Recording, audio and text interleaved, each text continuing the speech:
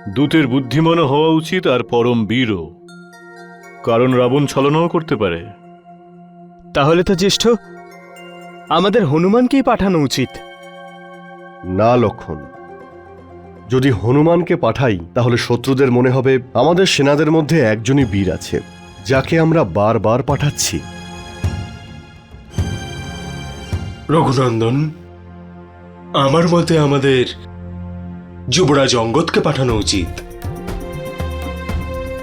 কারণ ও পরমবীর হওয়ার সাথে সাথে কথাতেও চতুর। অঙ্গদ, তুমি যুবরাজ, তুমি কি দূত হিসেবে যাওয়াকে স্বীকার করছো? প্রভু, আপনি আমাকে এর যোগ্য ভেবেছেন, আমি ধন্য হয়ে গেছি। একজন দূতের কিন্তু অনেক দায়িত্ব থাকে অঙ্গদ। শত্রুদের পূর্ণ সভায় নিজের প্রভুর বার্তা শোনানো আর শত্রুকে ভালো করে বোঝানো, কারণ শত্রু ক্রোধিত হতে পারে, নিজেকে অপমানিতও ভাবতে পারে সে। তাই এই সব কিছু মাথায় রেখে নিজের প্রভুর সঙ্গে সঙ্গে নিজের শত্রুকে কোনোভাবে অপমান না করে অতি ধৈর্যের সঙ্গে কার্য সমাপ্ত করতে হয়। আত্মসংযম দূতের সবথেকে বড় গুণ। প্রভু, আমি পূর্ণ প্রয়াস করব যাতে আপনার উদ্দেশ্য সফল করতে পারি। প্রথমে তোমার উদ্দেশ্য বোঝো। রাবণ সীতাকে যেন সম্মানের সঙ্গে ফিরিয়ে দেয়, কারণ আমরা কোনো রক্তপাত চাই না। আমাদের পক্ষ থেকে তুমি শান্তির দূত হয়ে যাচ্ছ। আমায় আশীর্বাদ করুন প্রভু, আমি সফল হয়েই আপনার চরণে ফিরে আসব। যাও অঙ্গদ, বিজয়ী হও। আমায় আজ্ঞা দিন মহারাজ। যাও অঙ্গদ, সফল হয়ে ফেরো।